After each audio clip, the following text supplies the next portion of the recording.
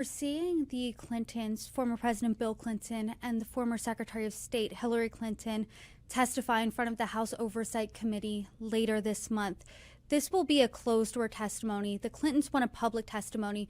What do you make of this, and what information do you want to be figured out here? I was on the Oversight Committee for 4 years, Brittany, and it's unbelievable to me that when you have an opportunity to hear from witnesses that you've been pushing to be able to hear from, as the Republicans have in this case, and they're offering to testify publicly. I mean, that's exactly what you should fully embrace and be able to have the opportunity to ask questions. Sunlight is the best disinfectant. If Republicans are that concerned about Bill Clinton and Hillary Clinton's involvement in this case, which why they are the focus as opposed to all of the other perpetrators that are in those files is obvious, because this is political and not genuine for them. But the fact that they are refusing to allow public testimony when that is what is going to be able to bring about the result that we want, which is to make sure that we can understand what happened, hear from them, talk through with them their experiences, and help ensure at the end of the day that the victims get justice.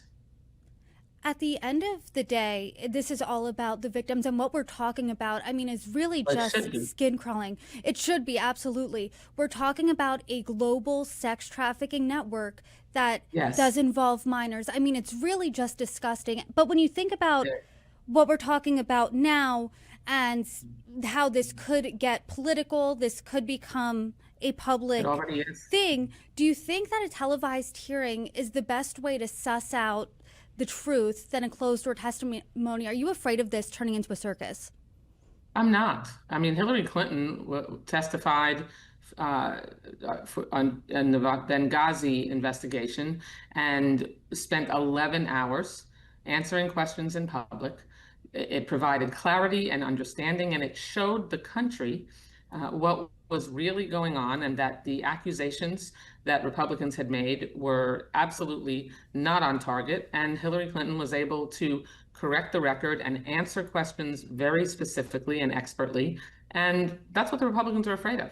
What they want to do is they want to have a behind closed doors recorded deposition where they can release snippets of what would make their argument look better politically, and so they can smear the Clintons, instead of having a public hearing where questions are answered in the sunlight, and then the American people can see for themselves and make judgments for themselves. But that's not what they want. That's not what this is about. This is about trying to cover up, the crimes and what other perpetrators did, and single out the Clintons, because this is just a continuation of the absolute politicization of this case, and their desire to protect perpetrators, from the president to many other billionaires that have been revealed to be in those files and that had a close relationship with Jeffrey Epstein, where the questions need to be answered. What were they doing with him,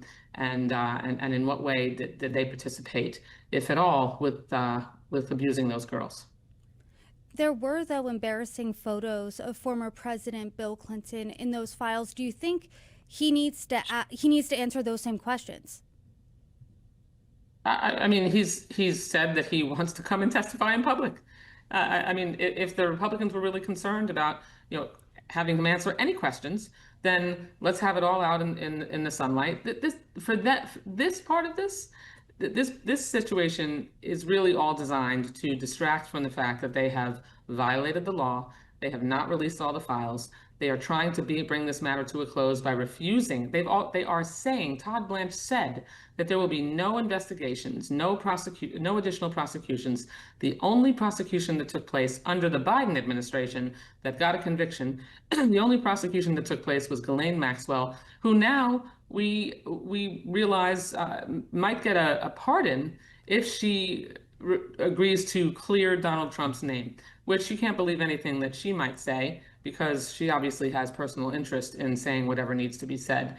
But at the end of the day, right now, in terms of our focus needs to be on getting justice for those victims, forcing the administration to comply with the law and release all the files, giving Congress access to those files unfettered and with ease so that we can really get the information needed to answer questions. And we need to focus on affordability, because the everyday life of Americans has become unaffordable. The New Democrats in Congress today released our affordability agenda that focuses on lowering utility bills and groceries and home costs and healthcare costs.